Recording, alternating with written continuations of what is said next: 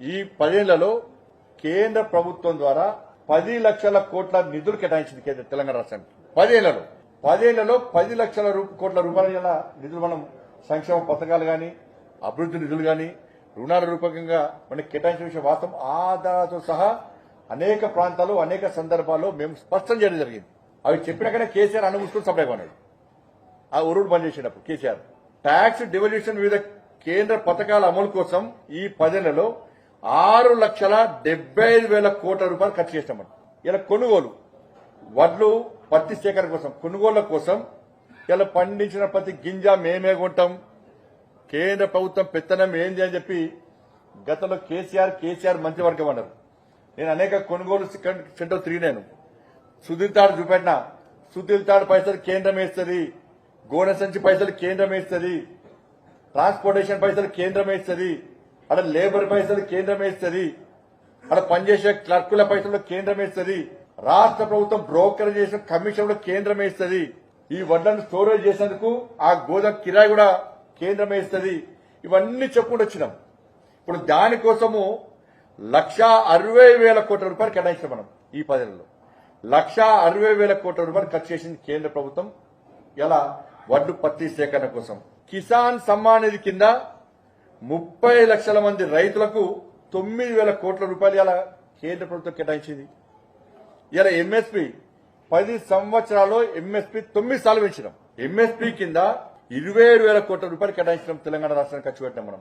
ఉపాధి హామీ ద్వారా 29,000 కోట్ల రూపాయలు గల ఉపాధి హామీ కోసం తెలంగాణ రాష్ట్రానికి ఖర్చు పెట్టాం. జన్ధన్ ఖాతా 1,13,00,000 మందికి జన్ధన్ ఖాతా ద్వారా 3,600 కోట్ల రూపాయలు వాళ్ళ అకౌంట్లో జమ చేసినాం మనం. ఇలా గరీబ్ కళ్యాణ్ అన్న యోజన కింద రైస్ వాటి కోసం 1,91,00,000 మందికి ఇలా బియ్యం పంపిణీ చేస్తాం. 1,91,00,000 మందికి ఇలా బియ్యం పంపిణీ చేస్తాం మనం గరీబ్ కళ్యాణ్ అన్న యోజన కింద.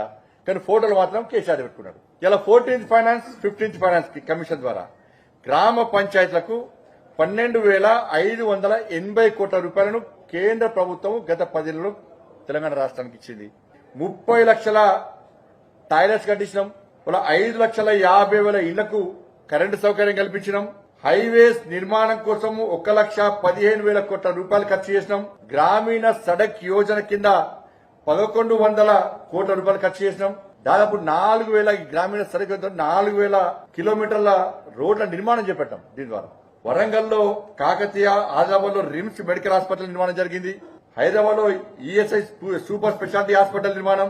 30 లక్షల ఇళ్లకు జలజీవన్ మిషన్ కింద నల్ల కనెక్షన్ ఇవ్వడం జరిగింది. పీఎం స్వనిధి కింద 23,000 కోట్ల రూపాయల లబ్ది ఇవాళ పీఎం స్వనిధి కింద ఇవ్వడం జరిగింది. ఆయుష్మాన్ భారత్ స్కీమ్ కింద 80 లక్షల మందికి పైగా లబ్ది ఇవ్వడం జరిగింది. వాళ్ళ 11,80,000 మందికి వాళ్ళ గ్యాస్ కనెక్షన్ ఇవ్వడం జరిగింది ఈ ఏడాది మార్చిలో.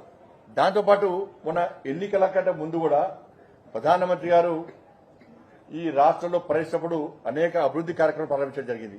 వాళ్ళ గత ఏడాది మార్చిలో ప్రధానమంత్రి గారు ఆదిలాబాద్ పర్యటనలో 56,000 కోట్ల రూపాయలు, సంగారెడ్డి పర్యటనలో 6,800 కోట్ల రూపాయల వ్యయంతో నేషనల్ హైవేస్, రైల్వే లాంటి అభివృద్ధి పనులు ప్రారంభించడం జరిగింది. మనోహరాబాద్, సిద్దిపేట కలుపుతూ కొత్త రైలు మార్గంతో సహా రైలు ప్రాజెక్టులను అంకితం చేయడం జరిగింది. గత అక్టోబర్ 3న ప్రధానమంత్రి గారు నిజామాబాద్ పర్యటనలో 8,000 కోట్ల రూపాయల విలువైన వివిధ అభివృద్ధి పనులకు శంకుస్థాపన చేయడం జరిగింది. అక్టోబర్ 13న ప్రధానమంత్రి గారు పాలమూరు జిల్లాలో వివిధ పనులకు సంబంధించి 13,500 కోట్ల రూపాయలకు సంబంధించి అభివృద్ధి పనులకు శంకుస్థాపన చేయడం జరిగింది. హైదరాబాద్ విశాఖపట్నం కారిడార్ పనుల కోసం 2,460 కోట్ల రూపాయలు కేటాయించడం జరిగింది. Hasanabad Chellapalli LPG pipe line gas project కోసం 2,170 కోట్ల రూపాయలు కేటాయించడం జరిగింది ఎల్పీజీ కోసం. ఇవి ఈ 10 సంవత్సరాల్లో తెలంగాణ రాష్ట్రానికి కేంద్ర ప్రభుత్వము ప్రగతి రూపంలో అభివృద్ధి విషయంలో గానీ సంక్షేమ పథకాల విషయంలో గానీ కేటాయించిన నిధులు. ఇవి మాట్లాడారు, ఇవి బయట చెప్పారు. కేంద్ర బడ్జెట్ లో తెలంగాణ కేటాయింపులు ఏమి ఇవ్వలేదన్నారు పాపం వాళ్ళు. రాబోయే 5 ఏళ్లలో 20 లక్షల మంది యువకులకు శిక్షణ ఇచ్చి ఉద్యోగ ఉపాధి అవకాశాలు కల్పించాలని చెప్పి కేంద్ర ప్రభుత్వం బడ్జెట్ లో స్పష్టం చేయడం జరిగింది. ఉన్నత విద్య చదువుకోవాలనేటువంటి లక్షలాది మంది విద్యార్థులకు 10 లక్షల రూపాయల వరకు రుణ సహాయం ఇవ్వాలని చెప్పి 3 లక్షల కోట్ల మహిళా బడ్జెట్ లో లక్షల మంది తెలంగాణ మహిళలకు ఉపాధి కలిగే అవకాశం ఉంది. దాంతోపాటు గరిష్టంగా అంటే 20 లక్షల రూపాయల వరకు గల ముద్ర రుణాలు తెలంగాణ రాష్ట్రం కూడా వస్తాయి. అవి దాంతోపాటు అర్బన్ ప్రాంతాల్లో నిర్మించినటువంటి ఇళ్ల నిర్మాణం అంటే మధ్యతరగతి ప్రజల కోసం కూడా 1 కోటి ఇళ్లలో తెలంగాణ కూడా జనాభా ప్రాతిపదికన వాటా వస్తుంది. మధ్యతరగతి ప్రజలు కూడా ఇళ్ల నిర్మాణం చేసుకోవడం కూడా ప్రభుత్వం ప్రత్యేకంగా సంక్షేమ పథకం ఉంది. దానికి ఇళ్ల నిర్మాణం కోసం దానికి జనాభా ప్రాతిపదికన తెలంగాణ రాష్ట్రం కూడా వాటా వస్తుంది. ఇలా ప్రధానమంత్రి ఆవాస్ యోజన కింద గ్రామీణ పట్టణ ప్రాంతాల్లో నిర్మించే 3 కోట్ల ఇళ్లలో తెలంగాణకు లక్షల ఇళ్లు వస్తాయి.